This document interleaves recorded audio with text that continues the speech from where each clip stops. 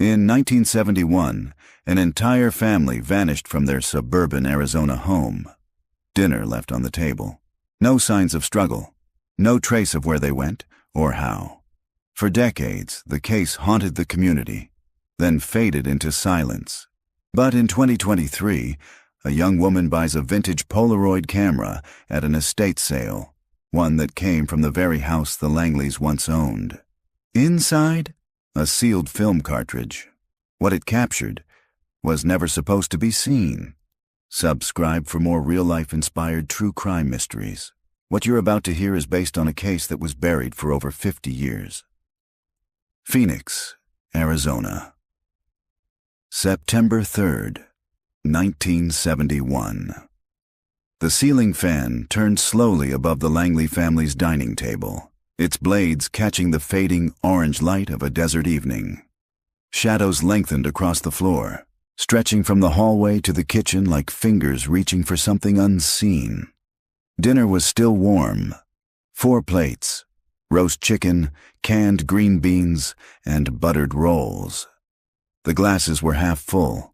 One of them, a small blue plastic cup, had tipped on its side, its contents soaking into a paper placemat colored in crayon by a child's hand. At the table, 2 chairs were tucked in. One was pushed back, slightly angled. The last sat empty but still pulled out, as if someone had left in a hurry. A small wind-up toy dog spun in slow circles on the floor near the living room carpet, its mechanical barks now silenced by time. The family's actual dog, a terrier named Mags, scratched at the front door, whining softly. The front door was wide open. Neighbors would later say they noticed the lights were on well past midnight. That wasn't like the Langleys. Not Edward, who worked sunrise shifts at the power plant. Not Clara, who always tucked the kids in by 8:30. And certainly not Sammy and Beth, 7 and 5, who were never out of sight on a school night. But no one called the police that night. Not yet. It was Clara's sister who found the house the next morning. Everything was quiet. The car was still in the driveway. The beds were unmade, toothbrushes still damp. Clara's purse sat on the counter next to the fridge. Edward's wristwatch, cracked and worn, was in its usual spot on the nightstand. And in the living room, half hidden beneath the curtains, was the family's Polaroid land camera. Strap coiled, lens fogged with fingerprints, flashbulb spent. No bodies, no blood, no sign of forced entry, no farewell note, no ransom demand. Just a house frozen in the middle of life, abandoned mid-sentence. Within 48 hours, the search began. Dogs, helicopters, canvases, phone calls. The case made local, then national news. For weeks. Reporters parked outside the house. Psychics rode in from across the country.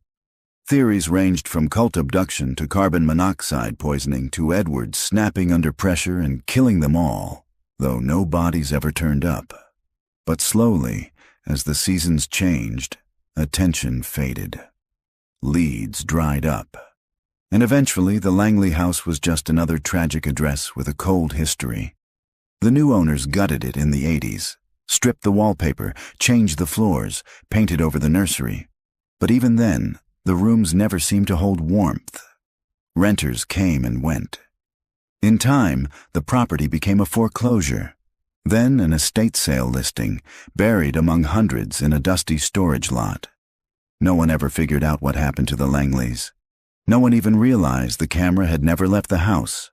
Inside it, untouched for over 50 years, the film waited in the dark. Still sealed, still loaded, still holding what may have been the last images the Langley family ever saw. And in 2023, someone finally pressed develop. The heat pressed down like a hand. Not the dry, sunburned heat tourists imagined when they pictured Arizona, but the kind that seeped into your bones, thick and still and hard to breathe through. Claire Rowe stepped out of her car and immediately regretted wearing jeans. Her shirt clung to her back before she reached the sidewalk. The estate sale wasn't much to look at. Just a sagging one-story house with flaking beige paint and a brown lawn that hadn't been watered in weeks. The porch creaked beneath her steps as she joined the handful of browsers already inside. The air smelled like dust and lemon-scented cleaner fighting a losing battle. Claire moved through the living room slowly, avoiding eye contact with the older couple arguing over a grandfather clock. She wasn't looking for anything specific. She never was. These kinds of sales were her habit, a way to unwind between freelance photography gigs, a ritual she'd picked up after her mother died. Most of the time, she left empty-handed. Today, she wasn't sure why she stayed. The furniture was dated, sun-faded couches, water-stained coffee tables, a console TV that had probably last worked during the Reagan administration. An old woman in a yellow vest sat near the front door, handing out numbered stickers to buyers. "Is this your listing?" Claire asked, gesturing to the space. "Nope," the woman said, without looking up. "Belonged to a cousin of the bank manager. Place has been empty for years, never even hit the market." Claire nodded politely and wandered deeper into the house. The back room was cooler. A dusty ceiling fan clicked rhythmically above boxes labeled with peeling masking tape. The clutter was what caught her eye. Old radios, shoe boxes full of tangled cords, mismatched tableware, and a shelf of National Geographic issues from the 60s.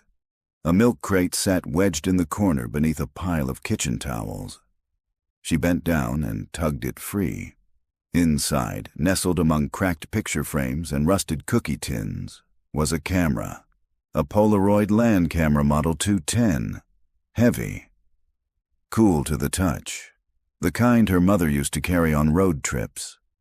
Claire turned it over in her hands. The rubber grip was worn smooth, but the shutter button clicked when she tested it. It still had a strap. And, surprisingly, the film compartment wasn't empty. She popped it open. There was a full-sealed cartridge inside. Claire blinked. Most people left these things empty to avoid corrosion, but this one looked intact. A strip of yellowed tape stretched across the top, sealing the cartridge shut. Something had been scribbled on the tape in faded ink, almost illegible now. She tilted the camera to catch the light. "Do not develop." A chill crawled up her arms despite the heat. It could have been a prank, a joke, or some superstitious scribble from a paranoid relative. But something about it didn't feel like a joke. Still, Claire couldn't put it down. "How much?" she asked the woman at the front. "For what?" "The camera. The Polaroid. $5, the woman said. "Everything in that back room is priced to clear." Claire handed her a 10 and waved off the change. She left without looking at anything else. That night she sat at her apartment's kitchen table with the camera in front of her and a mug of lukewarm tea she'd forgotten to finish. Her apartment was a converted guest house. Small, quiet, filled with plants and books and tools of her trade. The only light came from a desk lamp angled down at the Polaroid. She ran a cotton swab along the cartridge slot, cleaned the lens, replaced the corroded batteries with fresh AAs. The camera powered on. It hummed faintly. Claire hesitated. Her fingers hovered over the film door. "Do not develop." She thought of throwing the cartridge away, or slipping it into her storage box and forgetting about it. But that wasn't who she was. Her brain was already working the angles. If the film was usable, and that was a big if, it might hold photos from the late 60s or early 70s. Maybe it was nothing. Maybe it was gold. She peeled back the tape. The glue had hardened but gave way with a sharp crackle. She loaded the cartridge into the camera and pressed the shutter. The machine made a mechanical whirring sound as the first photo emerged. Black, just black, overexposed or expired. She laid it on the table and tried another. Whir. The second image came out just as blank.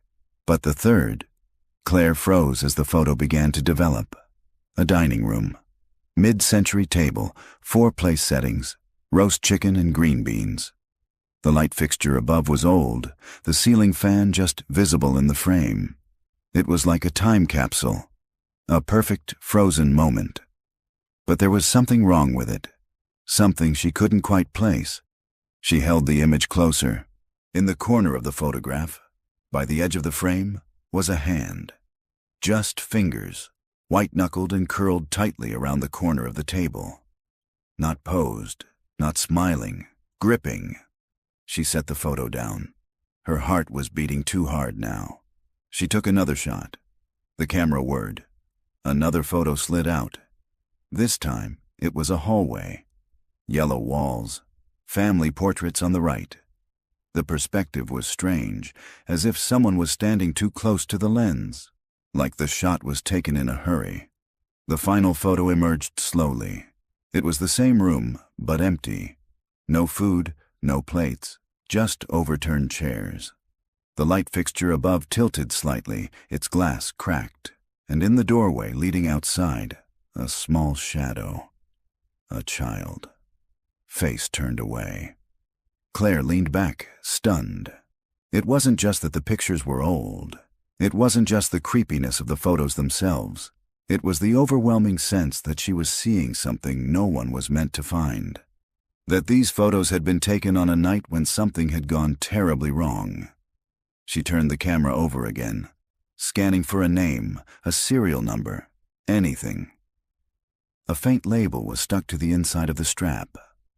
Langley, 428 Sycamore Street. Claire sat very still. She knew that name. Not from photography, not from history. From a podcast episode she'd half listened to last year. It was the one about the family that vanished from their Phoenix home in the 70s. The house that had never been resold. The case that went cold. The Langleys. She looked down at the photo still developing on the table. The child in the doorway was barefoot, and the shadow stretching toward them was not theirs. Claire didn't sleep that night. The 3 photographs sat like quiet warnings on her kitchen table, arranged in the order she'd pulled them. The final one, showing the empty room and the child's silhouette, seemed to darken by the hour, like it was holding something back until it was ready to be seen. She sat cross-legged on her couch, laptop open, typing keywords into a dozen search tabs. Langley family disappearance. 1971, Phoenix missing family dinner table. Sycamore Street cold case, Arizona. Family vanished Phoenix Polaroid. It didn't take long.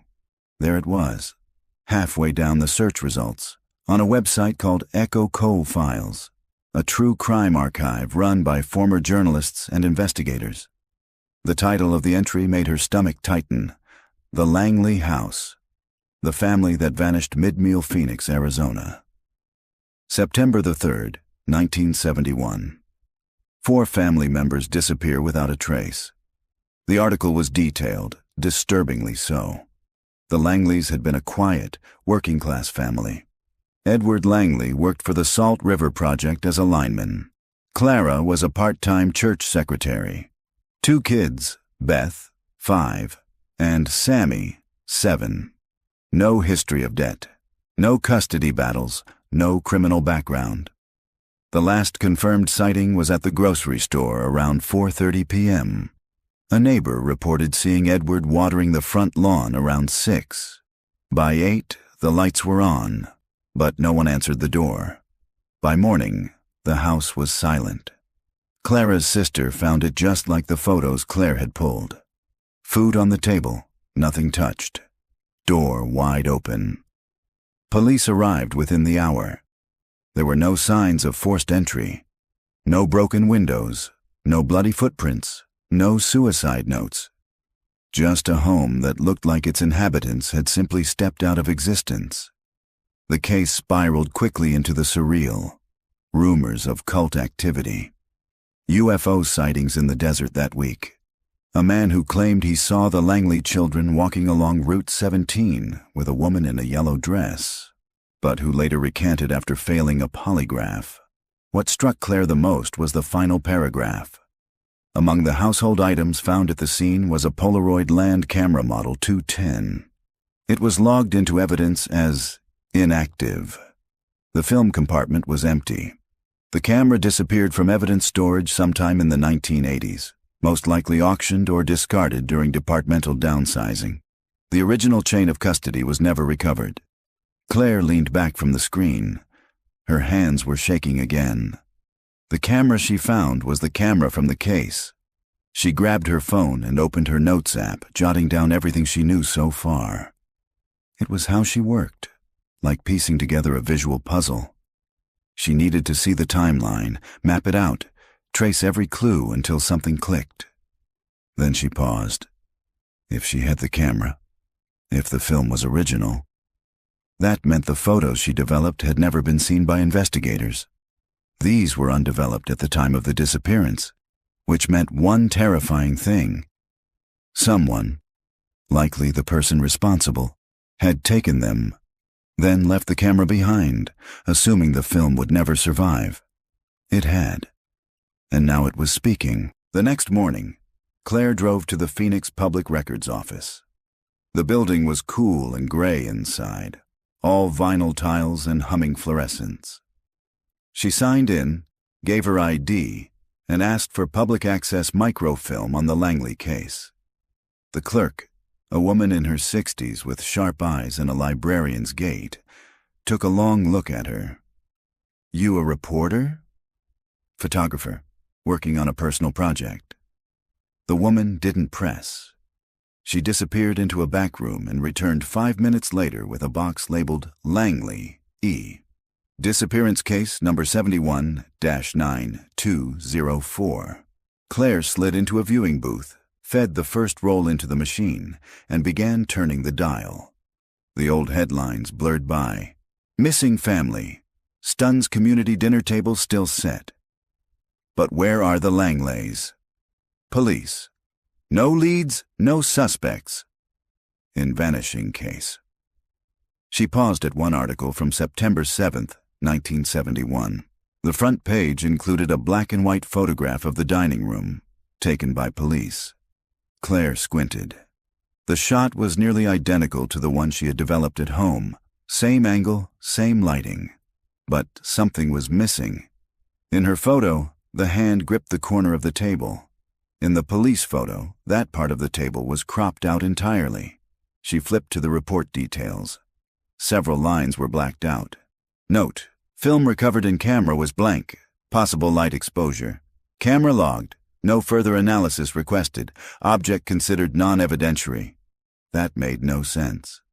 Claire knew how durable old film could be. Even if light damaged, fragments should have shown up. But someone had clearly written off the film. Or lied. She leaned back, staring at the screen, unsure if what she was feeling was adrenaline or fear. Something about this case had been deliberately buried. That night, Claire called her friend Dominic Tran, a forensic technician she'd met 3 years ago while shooting a documentary series on cold cases in Flagstaff. He owed her a few favors. "Are you sitting down?" she said after he picked up. "I'm literally slicing pizza over the sink. What's up?" "I need you to run a name through your system." Raul Dreyfus paused. "That's random. It's a lead connected to a missing persons case from 1971. I found photos, ones that were never logged." Dominic sighed. "You're serious?" "I have the actual camera." She heard his breath catch. "Okay, I'll check, quietly. But if it's an active investigation..." "It's not," she said. "It's ice cold, but now it's thawing." Later, Claire couldn't stop staring at the photo with the child. She took out a magnifying lens and examined the edges. The shadow behind the child. It wasn't smoke. It wasn't furniture. It was a figure. Tall, angular, unmistakably human, but wrong. The head was slightly too large for the shoulders. The arms, long, like the elbows bent the wrong way. The face was turned just enough to suggest features, but blurred beyond recognition. Not by motion, but by intent. Claire sat frozen in her chair for a long time. Then she did something she hadn't done in months. She pulled out her recorder and hit record. Log Entry 1, Langley House, Polaroid film recovered. 3 photos developed. First, dinner table, full meal, hand visible in frame. Second, hallway, partial blur, off-kilter angle. Third, room empty, child in doorway, unidentified figure behind them. Film appears original. Timestamps missing. Investigative materials from 1971 confirm similar room setup. Evidence suggests someone remained in the house after disappearance, possibly a 5th person never identified, beginning independent investigation. She turned off the recorder, and for the first time in her life, she felt like the photo had taken her picture back. Claire didn't leave the apartment the next day. The 3 developed Polaroids now sat in protective sleeves inside an archival box she used for high-value prints. But she couldn't stop looking at them. Every time she did, the 3rd photo, the one with the child and the shadow, seemed to shift just a little more, like it didn't want to be still. She spent the morning digitizing the images with her DSLR, adjusting light levels and contrast, running them through photo enhancement software on her laptop. She didn't add anything, just clarified the shadows, trying to tease detail out of the grainy film. It wasn't just a figure behind the child. It was a man, or something close to one. Broad shoulders, elongated neck, arms strangely rigid at his sides. No obvious face, just the suggestion of a mouth, slightly open. The figure stood halfway in the hallway, as if caught mid-step. It hadn't been posed, it had been caught by accident. The timestamp metadata was corrupted, of course. Old Polaroid film never had digital time signatures. But the dust on the lens, the streaks on the emulsion. Claire could estimate the shot had been taken at, or just after sundown. The final light before a house went dark. She opened a new project folder on her desktop. Langley, photographic evidence, raw, and started uploading the files. By noon, Dominic called. "I ran the name you gave me," he said. "Raul Dreyfus. There's no record in any major state database. No driver's license, no arrest record, not even a DMV entry for the 1970s. "What about property records?" Claire asked. "Anything tied to Sycamore Street?" "There's one hit," Dominic said. "Deed transfer for 428 Sycamore in 1981 from county repossession to a trust named Desert Willow Holdings. The trustee on file? R. Dreyfus. So he took control of the property after the Langleys vanished?" "Looks that way.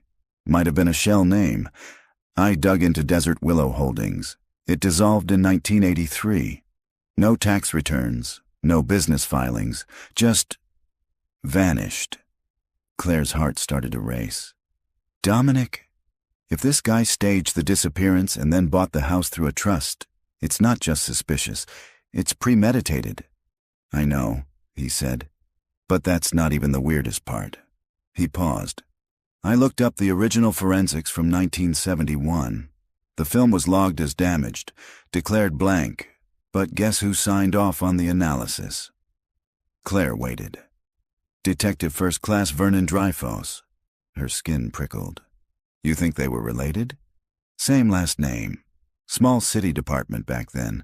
Would have been easy to fudge paperwork, especially if you wanted something to disappear."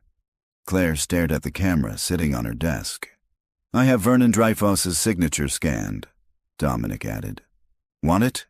"Yes. Send everything." That night, Claire pulled the blinds and set the photos out again. She placed the 3rd image, the one with the child and the man, under a large magnifying glass and tilted the lamp low. Then she saw it. In the top right corner, barely visible unless the light hit just right, was a sliver of reflection in the hallway mirror.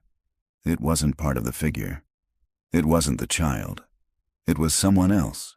A 3rd presence, a face, watching. Claire staggered back from the table.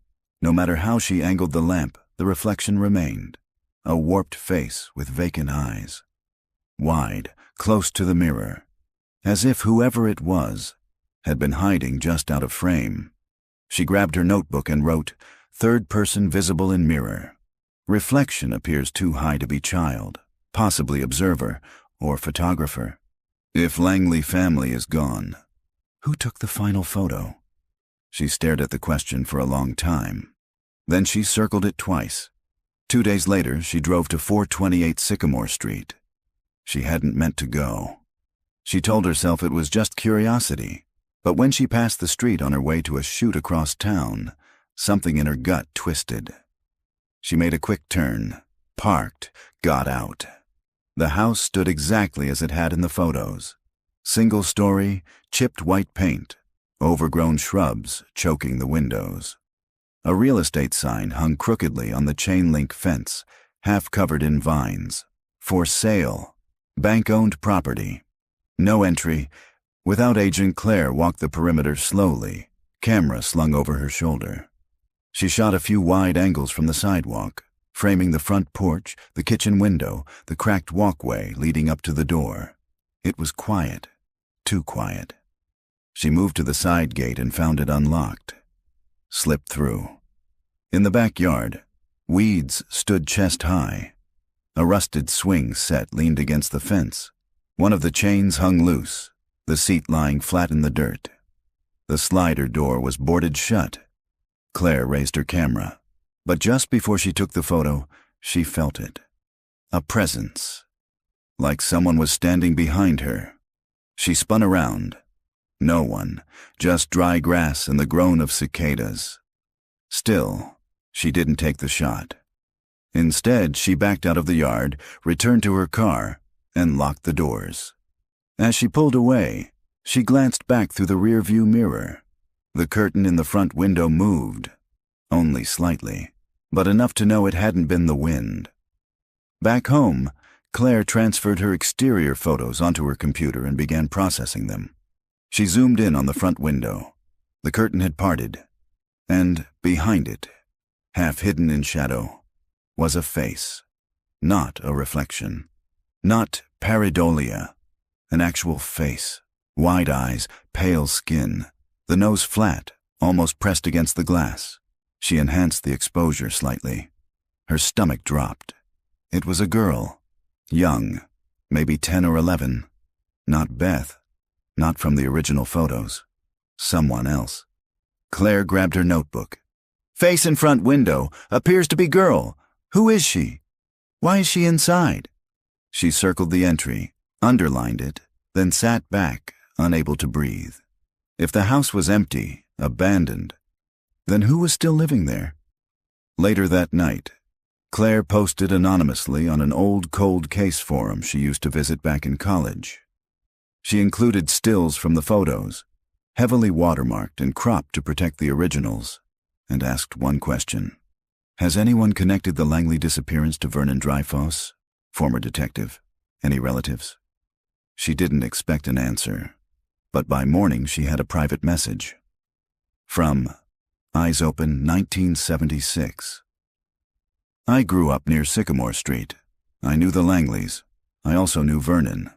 You're not wrong to be digging, but be careful. People tried before. A local journalist in 1985. Woman from the college newspaper. Both ended up quitting or disappearing entirely.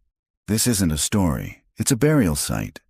I can meet you, but only in public and only during daylight. Claire stared at the message, heart pounding.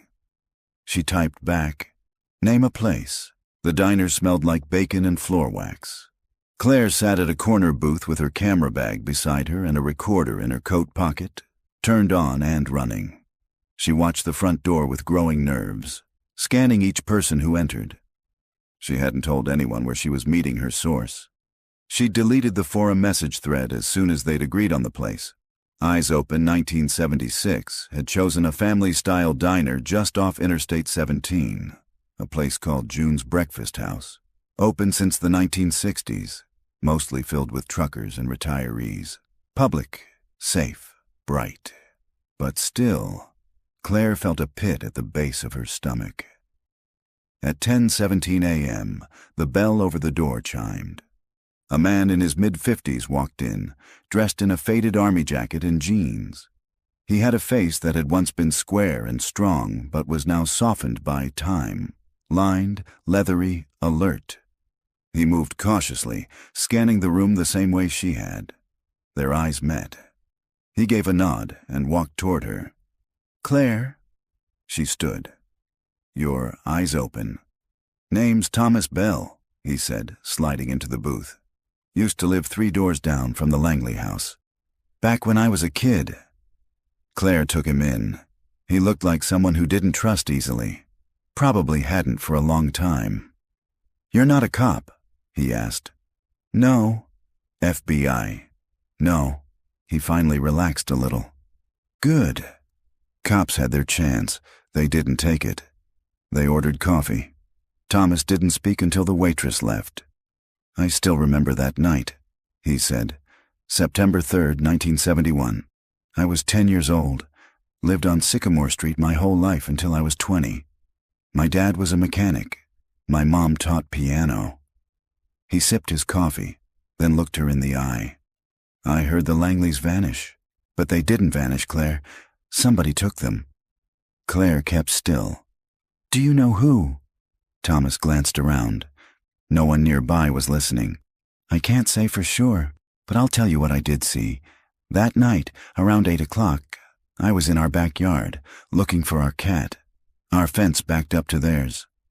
I saw someone at their sliding door. A man. He was tall, big shoulders. I thought it was Mr. Langley at first, but then he stepped into the porch light." He looked away. "It wasn't Edward." "What did he look like?" Thomas didn't answer right away. "You ever see someone and just know something's wrong? Not because they're doing anything, just because of the way they feel in a space. This guy didn't walk like he belonged in that house. He moved slow, deliberate, like he was acting, but didn't understand how people are supposed to move." Claire's throat was dry. "I only saw him for maybe 10 seconds, Thomas said. Then he turned and closed the sliding door. Lights inside went off a minute later. After that, the house was just still." "Did you tell anyone?" "My dad, but he said I was imagining things, said I was being dramatic, that the Langleys probably just went on a trip and forgot to tell someone. The police came the next day. I told them what I saw. Know what they did?" She shook her head. "Nothing. They didn't even write it down. One officer patted my head and said I had a vivid imagination, told me not to talk about it to the neighbors." Claire took out the digitized photos and laid them on the table, flipped over for privacy. "I found these, in the original camera, from inside the house. You need to see them." He hesitated, then nodded.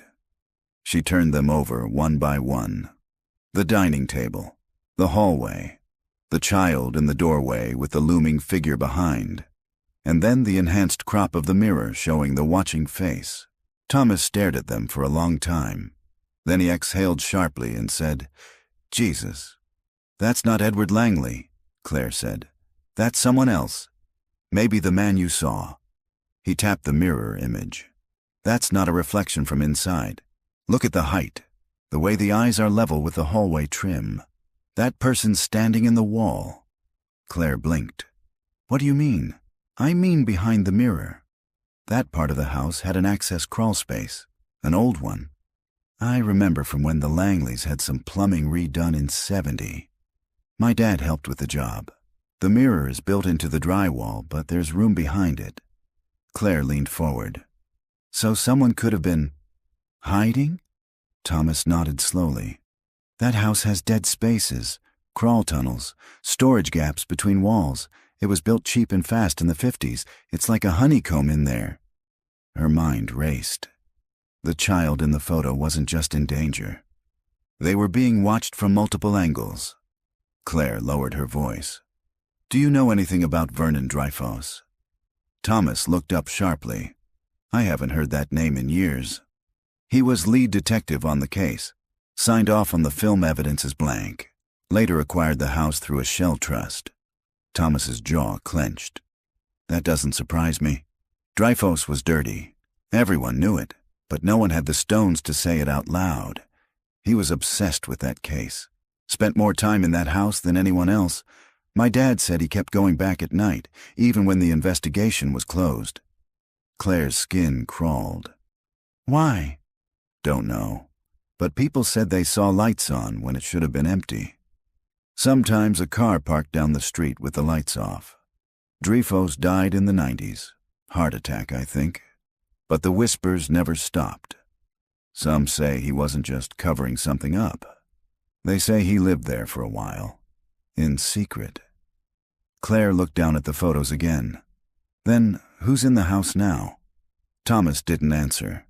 Back at home, Claire uploaded her interview recording and filed it alongside the photos. She stared at the enhanced mirror image, now digitally cleaned and sharpened. What if the house had never been empty? What if it had always been watching? She opened her recorder again. Log entry 2. Interview with Thomas Bell, eyewitness from 1971. Confirmed sighting of unknown male at Langley residence same night of disappearance. Description matches figure in third photo. Possible hidden access behind hallway mirror. Implies second photographer or observer. Next step. Re-enter 428 Sycamore. Document wall interiors. Investigate crawl space. Attempt contact with current occupant, if any. She closed her laptop, heart pounding. Then she packed her flashlight, gloves, and camera. Because if the answers weren't in the photos, they were still inside the house. Claire waited until just before dusk. She parked 2 streets over from Sycamore, changed into dark jeans and a black hoodie, and a packed light. Just her camera, a small LED flashlight, latex gloves, and a crowbar wrapped in a towel.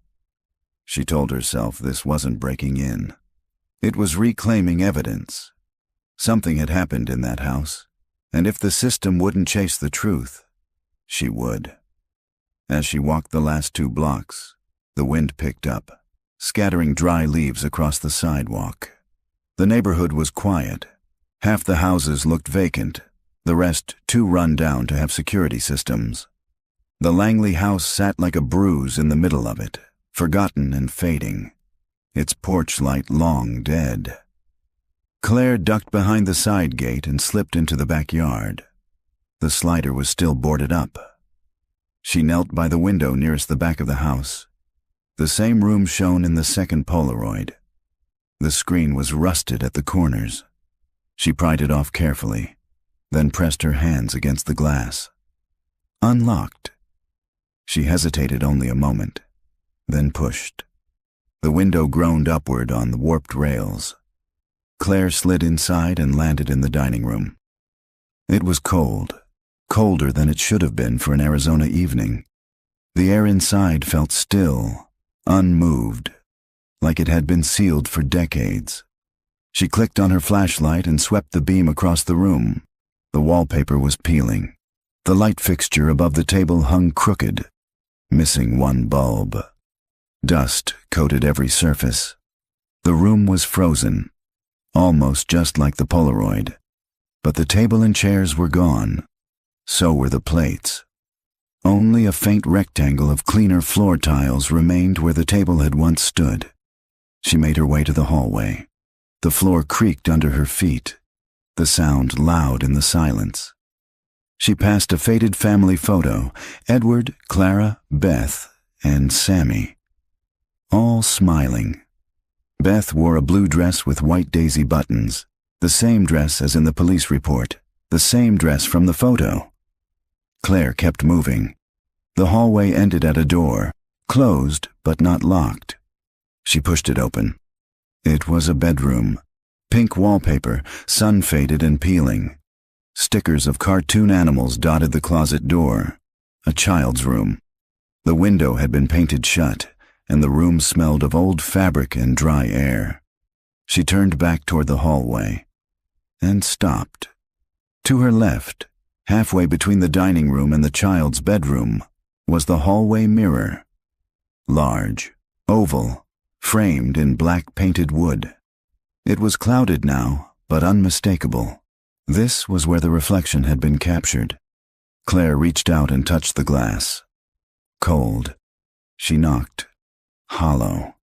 She stepped back and examined the wall. A faint seam ran around the mirror's frame, just wide enough to suggest it wasn't flush with the dry wall. She pressed along the edges.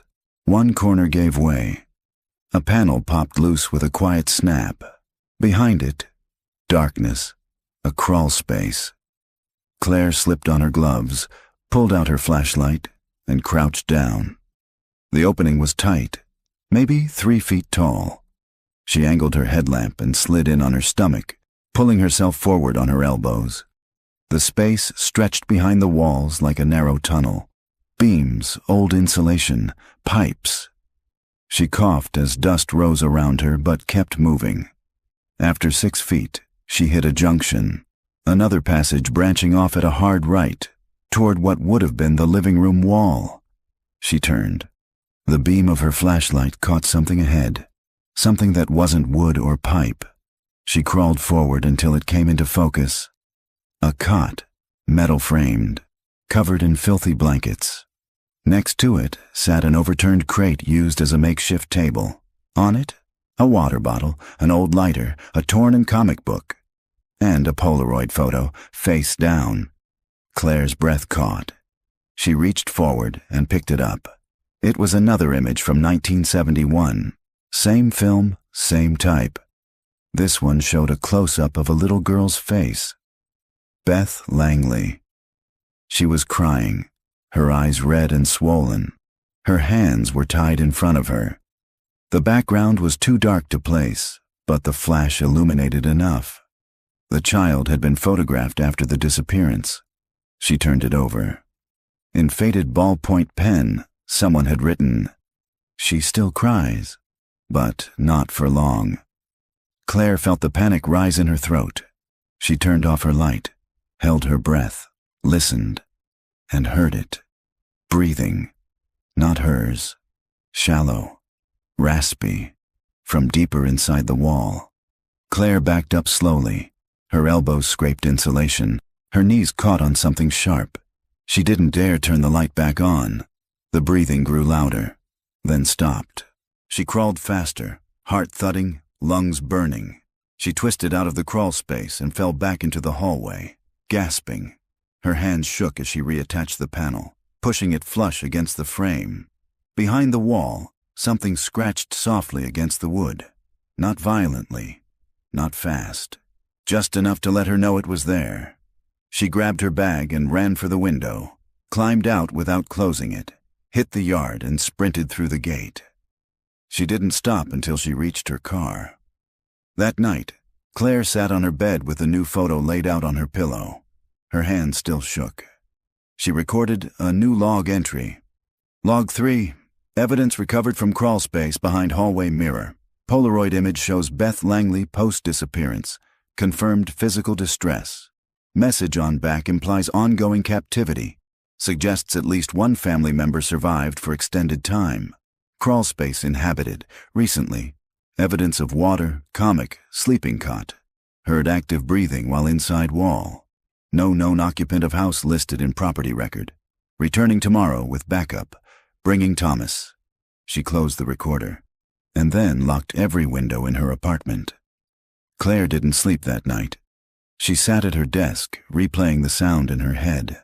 The low, steady rasp of breathing from inside the crawl space. Not animalistic. Human. She'd heard enough to know the rhythm of lungs. Not panic, not fear. Someone had been watching her. She stared at the Polaroid photo of Beth Langley lying on the desk under a sterile reading lamp. The image was clearer now, cleaned up through Lightroom, clarified but not less disturbing. Beth's hands were bound with coarse rope. Her hair had been cut unevenly. The lighting was harsh, the kind used in basements or closets.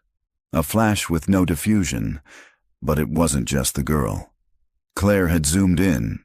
In the left side of the frame, behind the child, near her shoulder, was the soft curve of something metallic, almost hidden behind shadow. The corner of a camera lens. Someone had taken a picture of the photographer. She called Thomas Bell just after sunrise. "I need you to meet me. 10 a.m. sharp. You okay?" "No," she said, "but I think I found where they were kept, and I wasn't alone." There was a pause. "Send me the address again," he said. "I'll bring a pry bar and a crowbar, just in case." They met at a gas station near the Sycamore neighborhood. parked Claire's car behind a shut-down dry cleaner, and walked the remaining blocks in silence. Claire had brought her camera, gloves, flashlight, recorder, and a new item. A handheld Geiger counter, which Dominic had mailed overnight from Flagstaff. Not to check for radiation, but for electrical activity and magnetic interference. Anything odd behind the walls. "I don't want to be surprised again," she told Thomas. "You won't be alone this time." They entered the house through the same window. Inside, it was just as cold. The smell was stronger now, something faintly organic, like mold or mildew, mixed with the lingering musk of old insulation. Claire led him to the hallway. "This is it," she said. "The mirror, the hidden spaces behind this panel." Thomas examined it, nodded, and carefully pried it loose. The panel came off clean, and the tunnel gaped open like a mouth. "You really crawled in there?" "Yeah," she said. "And something was in there with me." Thomas clicked on his flashlight. "Let's confirm." Together they entered the crawl space. Claire crawled behind him this time. Her gloves scraped wood and wire. She pointed out the cot, the comic book, the photo. Thomas picked it up, turned it over, and read the message. "She still cries," he murmured. "Jesus." He sniffed. "There's something else." "Do you smell that?" Claire nodded. "Yeah, I couldn't figure it out." Thomas pushed farther, rounding the corner where the tunnel branched. He shone the flashlight ahead and stopped. "Claire," he whispered. "There's more." She crawled up beside him. Ahead, in the narrow space behind the drywall, were boxes, stacked 2 high, 3 wide, nearly blocking the passage. Someone had used the crawl space like a storage unit. Claire's heart pounded. They pushed one box forward. Inside, film cartridges. Dozens, all vintage, all unopened, all labeled in small, spidery handwriting. September 1971, hallway, not developed. October 1971, girl in blue, good framing 1972, teaching room 1974, broken doll 1979, watcher in mirror. Claire's stomach twisted. "These weren't photos taken by the Langley family," she whispered. "They were taken of them, and after." Thomas opened the next box. Inside, Polaroid photos, developed, curled with age. They weren't just of Beth. Some were of Sammy. Some showed Clara, alive, sitting in a chair with her wrists zip-tied, eyes closed, mouth taped. One photo showed all 4 members, posed, standing stiffly in the dining room. A date was scratched into the border. April 1972, a full 7 months after they had officially vanished. Someone kept them alive, Claire breathed. For months, maybe longer. She flipped through the stack. Some images showed strange environments. Concrete walls, narrow bunks, metal doors. A basement, a fallout shelter. Others were worse. One image showed Beth sitting beside an older woman Claire didn't recognize. Both wore matching blue dresses. The girl looked glassy-eyed. The woman's face was turned away. Another image showed cameras, dozens of them, stacked neatly in a wooden cabinet, all different models and ages. All pointed toward a chair in the center of the room. A setup, a studio. Whoever did this, Thomas said, they didn't just hide the Langleys. They documented them. They pulled out the 3rd box and found audio tapes, reel-to-reel cassettes marked with handwritten labels. Session 4, obedience. Beth learns the mirror game. Clara interview, she cries again. Claire stared at them in horror. He recorded everything. She took a photo of each box, carefully labeled and documented everything. Then she paused. "What if this isn't all?" she said. "What if the crawl space connects somewhere else?"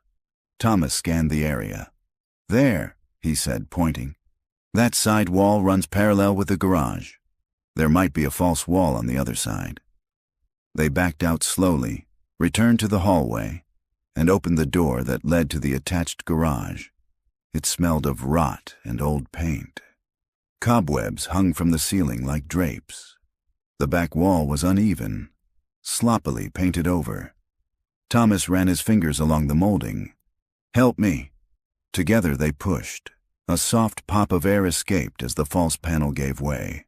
Behind it was a narrow storage space, and in the center, a camera, mounted on a tripod, pointed toward the wall, a light above it, a red button beneath the lens. Claire stepped closer. It was recording. The light was on. The battery was full. A wire ran from the base into a power outlet built into the wall. "Someone's been here," Thomas said. "Recently." Claire examined the camera. She touched the button. The light blinked off, the red indicator light. Now dark.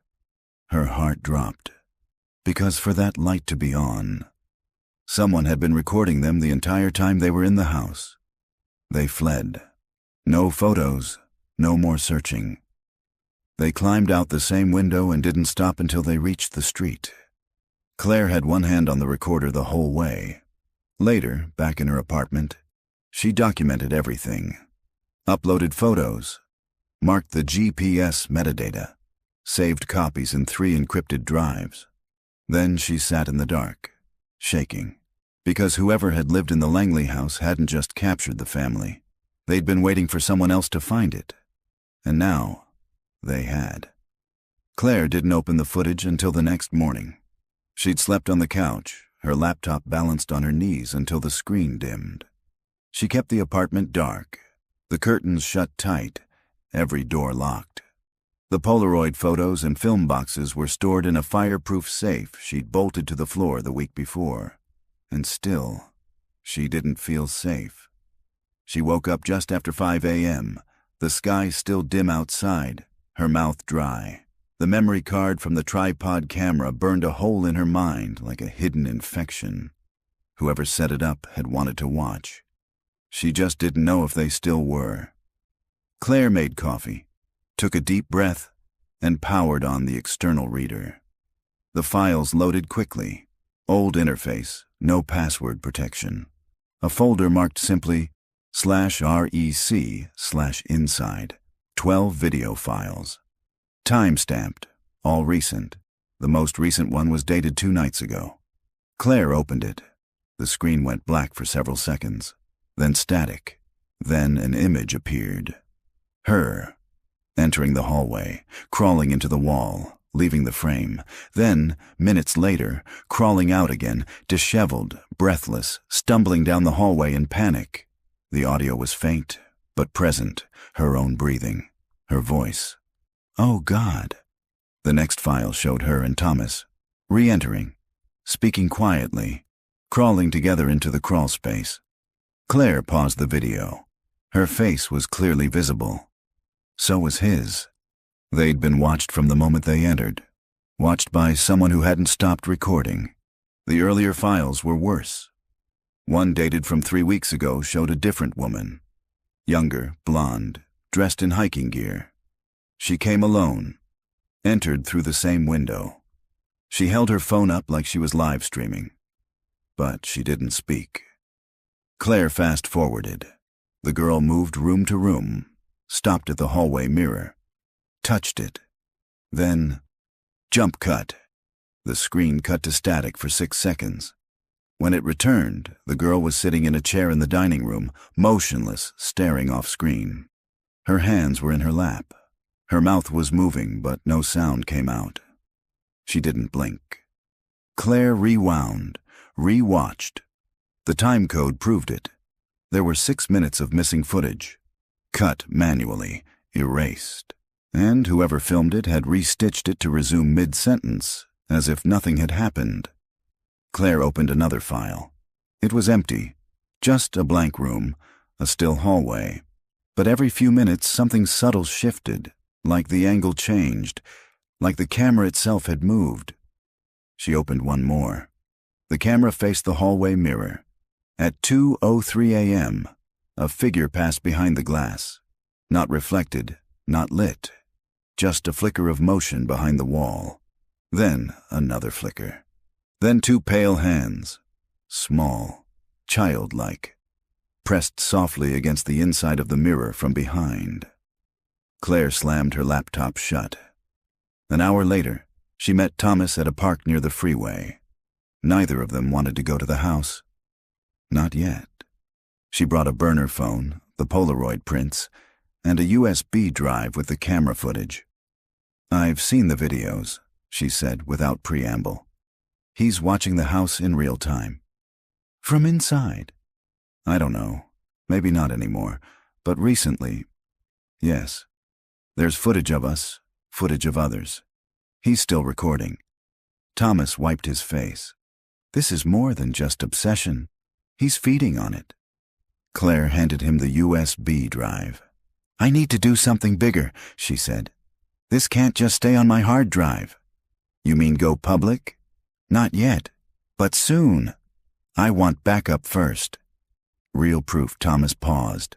"You know what I remember about the Langleys? They were good people, quiet, kind. Edward helped fix my dad's truck when it stalled during a storm. Clara used to bring us leftover pies." Claire looked down at the photo of Beth. "I think someone kept them in that house for years, then moved them, and I think the person who did it is still nearby." Thomas frowned. "Vernon Dreyfus is dead." Claire nodded. "But what if someone else picked up where he left off?" That night, Claire posted anonymously again on the Cold Case forum, this time with a blurred image of the second Polaroid, the hallway photo. She included an edited version of the reflection. No context, just a message. "For those still watching, we see you now. And we have your film." The reply came 5 hours later. From a new user, Shuttered Eyes 1973. "Then you know where it ends. Go back to the cellar, behind the water line, under the crossbeam. One last roll remains." Claire reread the message 6 times. She hadn't posted any details about the crawl space, or the mirror, or the basement. Whoever sent that message had been in the house recently, and they were giving her a lead, or bait. The next morning, she and Thomas returned to 428 Sycamore. They brought masks, gloves, headlamps, and bolt cutters. The side window opened without protest. The air inside felt heavier now, like something knew it was being hunted. They went straight to the garage. The far wall was damp. A thin copper water line ran through the dry wall near the floor. Beneath it, just where the message had said, they found a loose section of wood beam, softened by time. Claire pried it back. Inside, a cloth bundle tied tight. She pulled it free. Inside were 4 items: a roll of undeveloped Polaroid film, a small pendant necklace with a cracked locket, a burned photograph. Only the edge remained, a boy's shoe and part of a fireplace, and a note, folded, yellowed, written in a woman's hand. Claire unfolded it with trembling fingers. "To whoever finds this, we are still here. He won't let us leave. He makes us pose. He makes us lie. He says if we smile, he'll bring food. If we scream, he turns off the lights. I don't know if anyone remembers us, but if you do, find Beth. Please. Clara Langley." Claire stared at the signature until her vision blurred. Thomas reached for her shoulder. "We found them," he said softly. "Even if it's too late, we found them." Claire wiped her eyes. "Number." "We're not done, because if Beth's still alive, he might still have her." And somewhere, waiting to be developed, was the last photograph. Claire drove straight from Sycamore Street to her friend Dominic's lab in Flagstaff, 4 hours north and 5,000 feet higher. The desert gave way to pine, the heat softened into cool wind, and still, the weight in her chest didn't ease. The film roll sat in a padded archival case on the passenger seat, cushioned like it was made of glass. It was still sealed, unopened since at least the 1970s. The cloth bundle had reeked faintly of smoke, and the burned photograph tucked beside it haunted her. The partial image of a shoe, a fireplace, and scorched paper curling at the corners. Something told her that wasn't just any photo. It was a warning. She didn't call ahead. Dominic owed her more than one favor, and he wouldn't ask questions. He worked out of a university basement lab used for restoring fire-damaged documents and fragile negatives, mostly for the archives department. She parked, grabbed the film, and went inside. Dominic raised his eyebrows the moment he saw her. "Claire Rowe, I should start charging you rent. I need your best scanner, a controlled darkroom, and maybe moral support." He glanced at the case in her hand and the expression on her face. He didn't ask. "Room 3, let's see what you've got." Inside the lab, Claire pulled on gloves and laid the cartridge on the table under a clean light. She moved carefully, treating the thing like it could detonate. It was a Polaroid 108 pack, extremely rare. The chemicals were likely unstable, and the film could be degraded beyond use. But there was a chance. Claire gently peeled the paper seal. The hiss of dried adhesive gave way, and the roll inside gleamed dull silver in the light. "Still intact?" Dominic asked, watching from the corner. "Surprisingly," she said. She loaded it into a restored camera, the same model as the one from the Langley house, and pressed the shutter. The camera made its mechanical whir. A photograph slid out into her hand. Black, expired. She laid it aside and tried again. Another whir. This one developed slowly. Not black, not empty. She turned it toward the light. And froze. It was Beth Langley, but older. She stood barefoot on a concrete floor, wrapped in a blanket, her face half-shadowed. A small chain dangled from her right ankle, barely visible near the floor. Behind her, the outline of a fireplace, the same one from the burned photograph. Claire's voice was tight. "This is post-1971, at least by a decade. She survived," Dominic whispered. "He kept her alive." Claire shook her head. "Number not just alive. He raised her." She developed the next shot. Beth again, sitting at a table, a Polaroid camera in front of her. But she wasn't looking at it. She was looking past it. Toward someone. Toward whoever was holding the real camera. Her expression was blank. Not afraid, not angry, just resigned. "Next one," Dominic said. Claire pulled the third photo. A blurry image of a man's back. Tall, wearing a black shirt. He was standing in front of the fireplace, hunched over something. There were shelves behind him filled with film boxes, photo albums, and what looked like IDs, passports, laminated cards, names. Claire leaned in. "I need a loupe." Dominic handed her a magnifier. She studied the shelves carefully, squinting at the IDs. One had the Langley surname, another Charlotte Lee, a third Wendy Stone. Different names, different faces, all young women, all with the same distant eyes. "Claire," Dominic said, his voice suddenly strained. She looked up. He was pointing at the next photo developing on the tray. It showed Claire herself, sitting in her car, taken from a high angle, recent. Her hair was pulled back. She was on the phone. She remembered that moment. It was outside the grocery store 2 days ago. Her throat closed. She hadn't seen anyone nearby. No one had approached, but someone had been close enough to capture her through a long lens. They were being watched. Still. Dominic started sealing the photos into sleeves. "This is serial. It's organized. He's documenting everyone who gets close. You're next." "No," Claire said. "Beth is." Dominic looked at her, confused. Claire pulled out her phone, scrolled to the photo of the girl in the window. She opened the enhanced version. "Remember this? From 2 weeks ago. The face in the Langley house. The one we thought was a girl. I've run it through facial matching. You know who she most resembles?" She zoomed in, placed the Polaroid of adult Beth beside it. Same eyes, same cheekbone curve. "It's her." Dominic blinked. "But she'd be in her 50s. Claire nodded slowly. "So it's not Beth. It's Beth's daughter." Claire pulled out her recorder.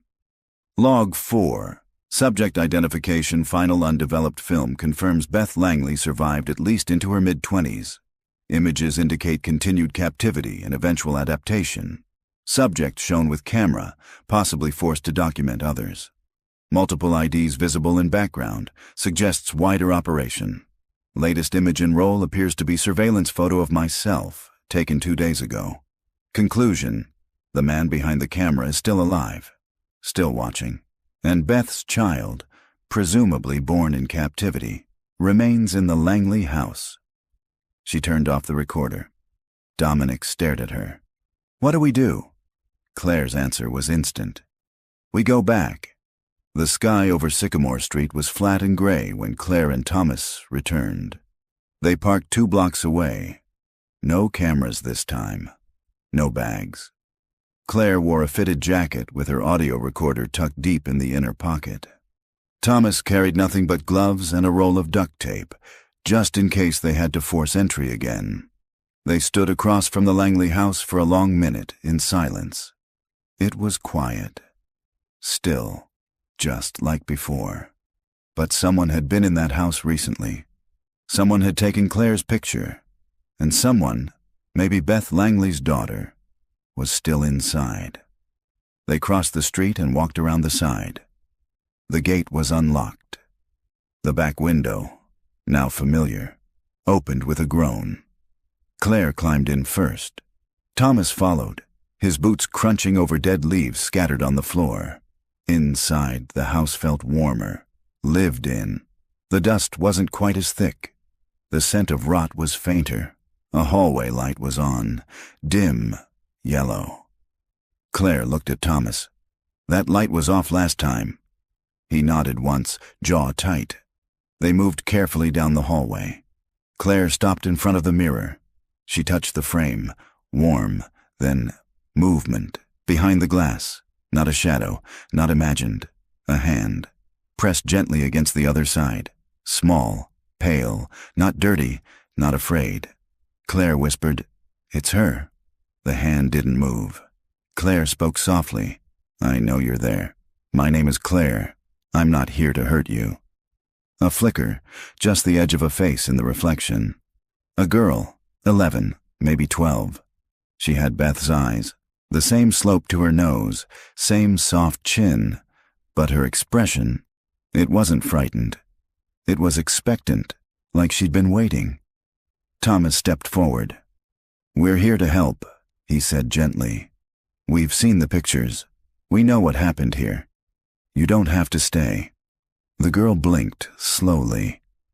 Then she mouthed something. Claire leaned in but couldn't hear it. The girl mouthed it again, more clearly this time. "He's still here." Claire's stomach dropped. "Who? Where?" The girl stepped back into the darkness and vanished. Claire knocked softly on the glass. "Wait, please." Nothing. Thomas turned toward the hallway. "We need to find the way in. That's not just a crawl space. She's living in the walls." Claire scanned the molding again. The mirror frame. Her fingers found a seam beneath the left edge. She pressed. A panel shifted open. Behind it, a door. Small, wooden, hand-built. A latch rusted nearly shut. Thomas pried it open. Inside, stairs, descending.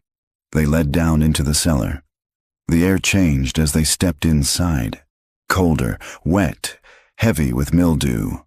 They descended the stairs slowly. Claire flicked on her flashlight, the beam cutting through thick shadows. The cellar was larger than expected, 20 by 30 feet, reinforced with concrete and wooden beams. Along the walls were shelves, crates, cabinets, a mattress, a space heater, a plastic tub of clothes, a bed of blankets in the corner. Someone lived here. Thomas whispered, "This isn't abandoned?" "She's been here recently." Claire moved toward a shelf lined with books and notebooks. Most were filled with drawings. Simple pencil sketches. A girl in a dress. A woman tied to a chair. A man with a camera. A mirror. A hallway. Each sketch was labeled in a child's hand. She flipped one page. "Mama cries too loud." Claire stopped. She flipped another. "I hide when he comes. I hide in the wall." And another. "He says I am the camera now." Suddenly, a footstep. Upstairs. Claire and Thomas froze. Another footstep. Heavier. Claire killed the flashlight. The cellar dropped into pitch black. The sound came again. Creak, then another. Someone was in the house. Claire moved behind a support beam, pressing her back to the cold concrete. Thomas ducked beside a shelving unit, silent. The footsteps came down the hall, then stopped above the stairs. For a long moment, silence. Then, a voice. Low, male. "You shouldn't have come back." Claire's skin went cold. The voice was deep, measured, calm.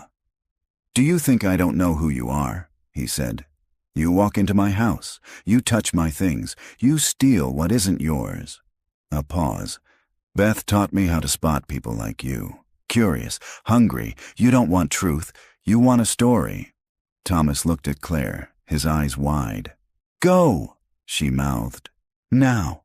She reached slowly for her recorder, clicked it on silently in her pocket.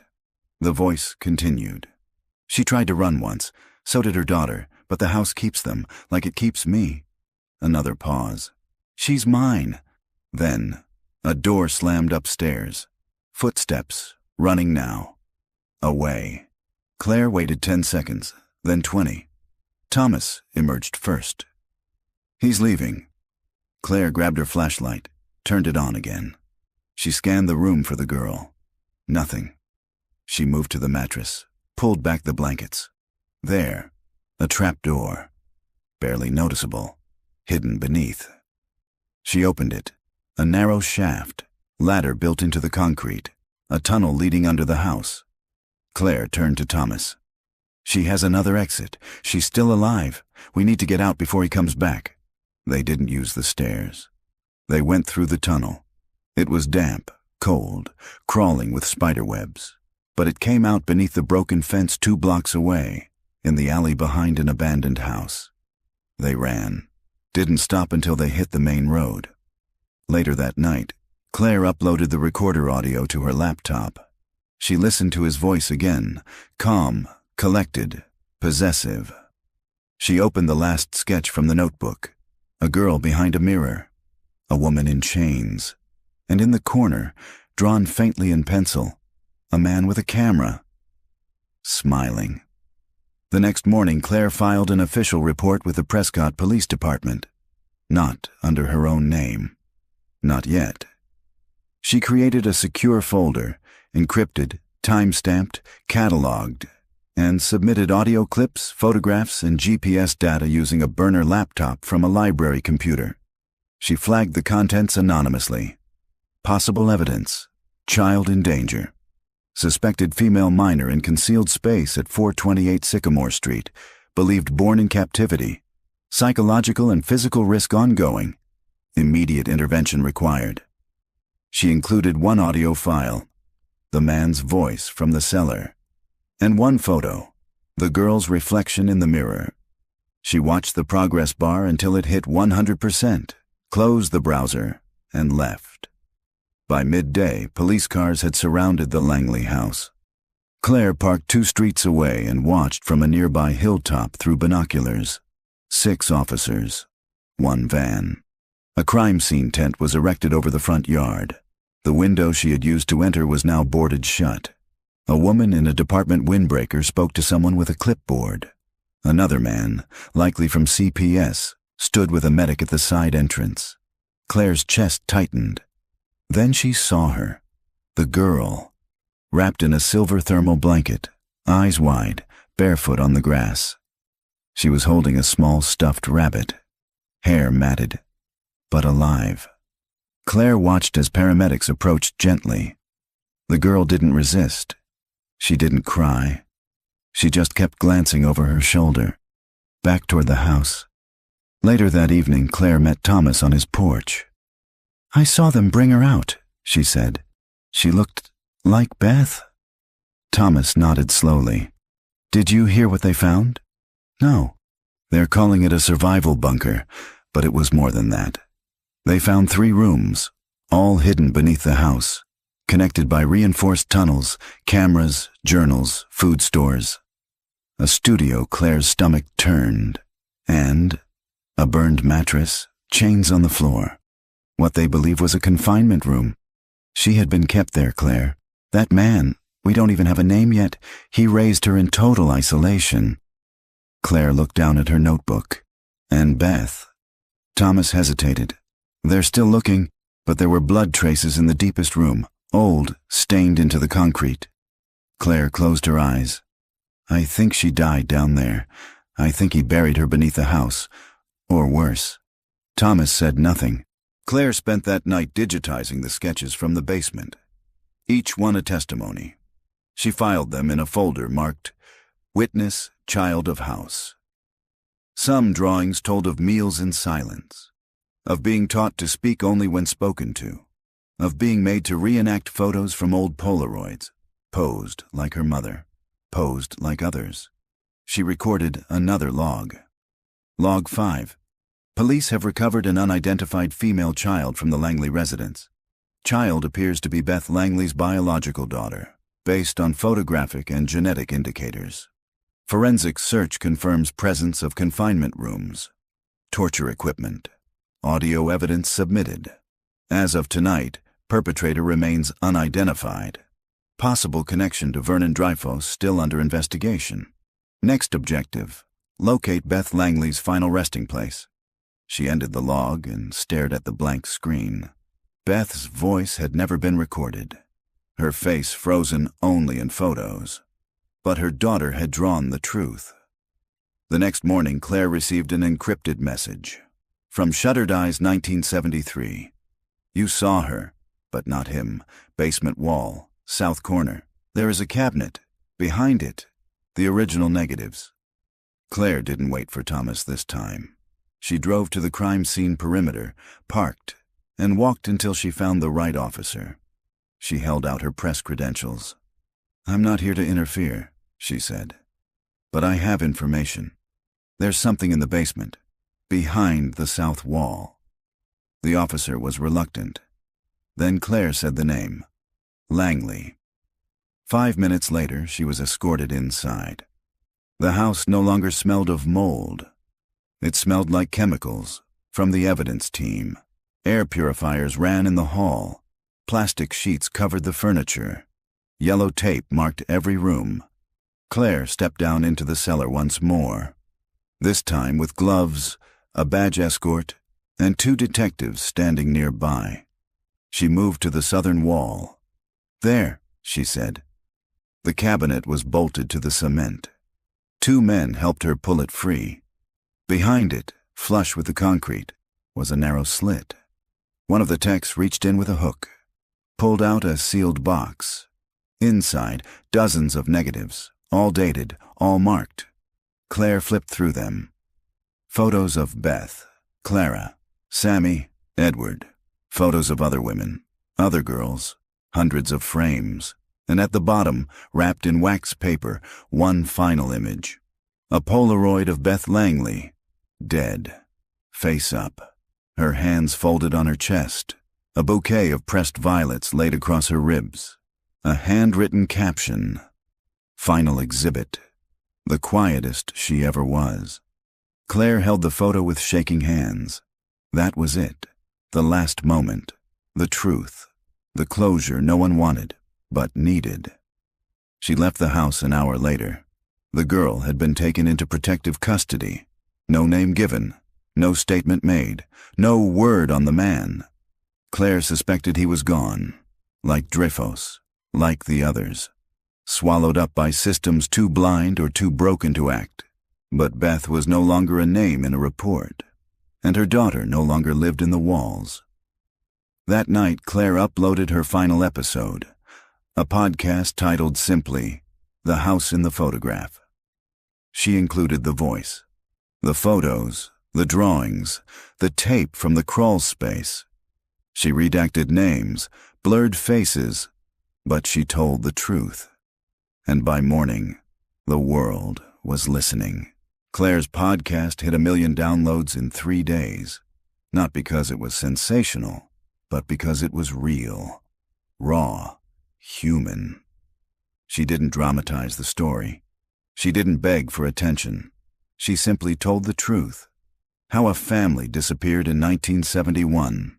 How a photograph reemerged 52 years later. How a daughter, born in silence, watched the world from behind a mirror and waited.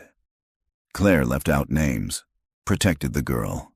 She didn't say where the Langley house was, but she included one audio clip, just 18 seconds. A girl's voice, quiet, echoing through the recorder. He said I came from pictures, but pictures don't hug back. That one line spread across the internet like fire. Forums dissected it. Advocates amplified it.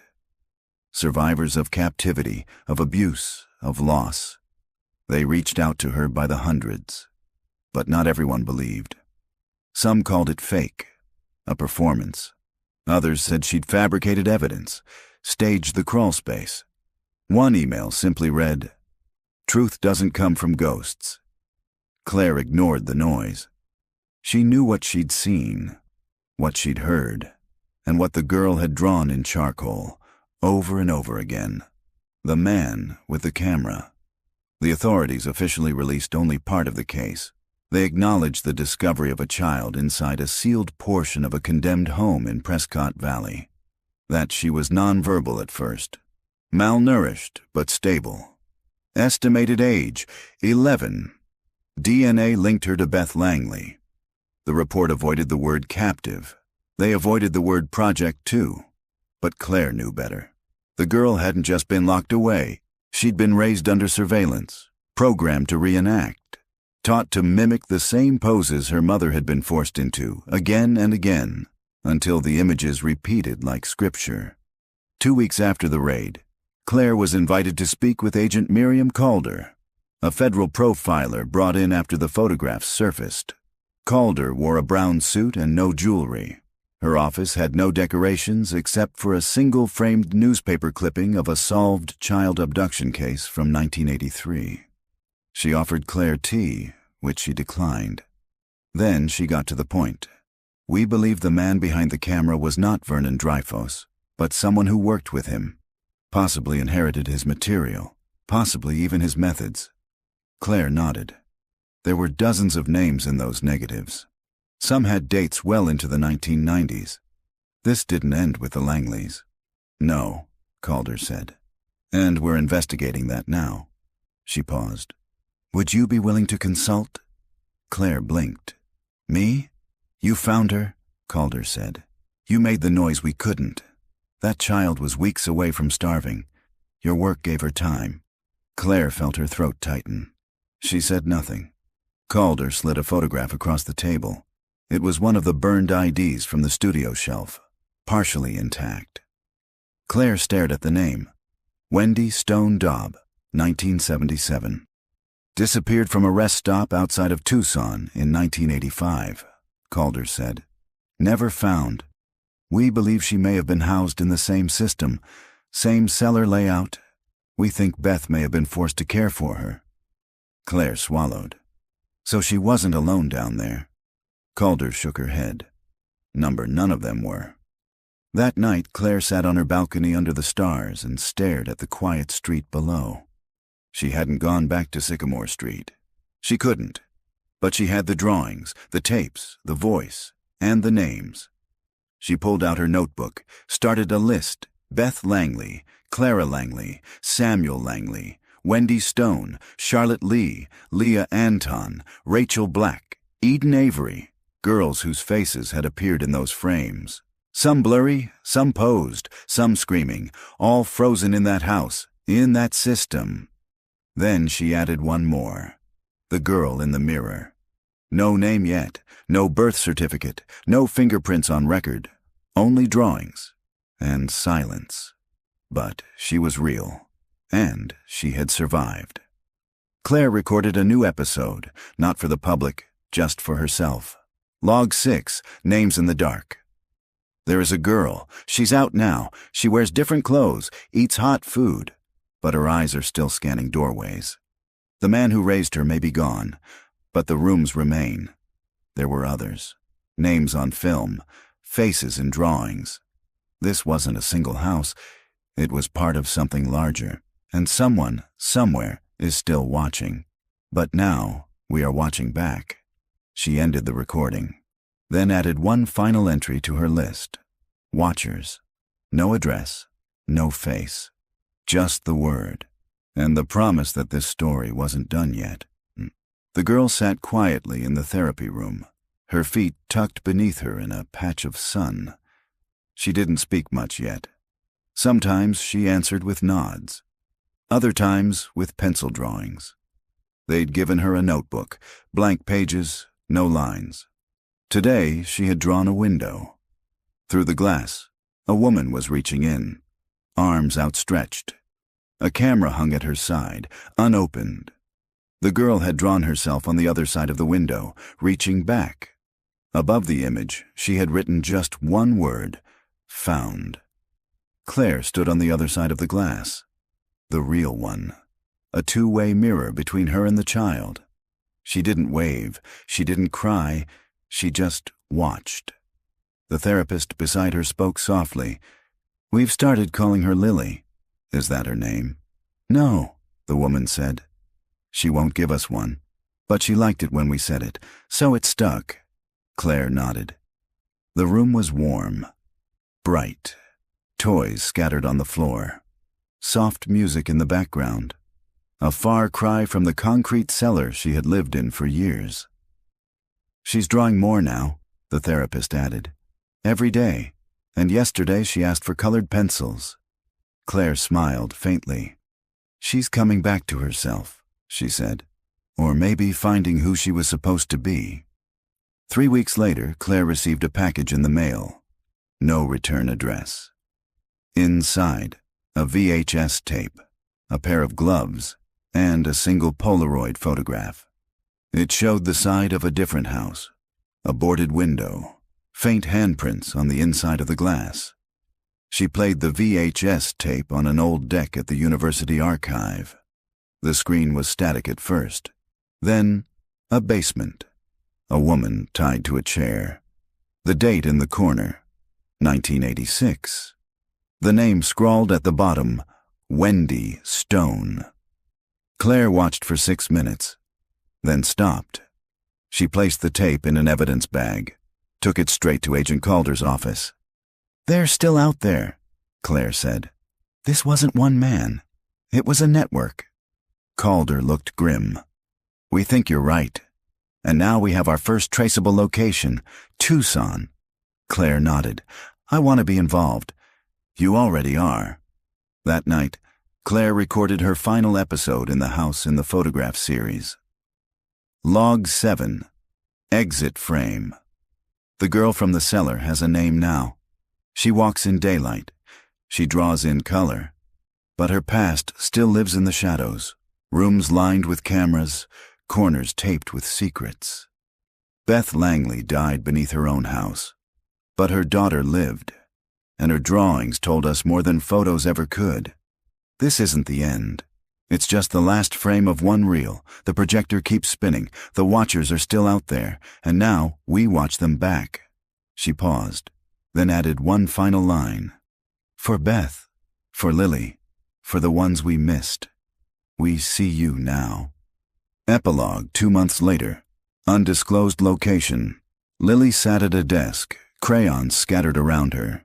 She drew a sun, a field, a small house with blue shutters. Then, in the bottom corner, almost as an afterthought, she drew a woman.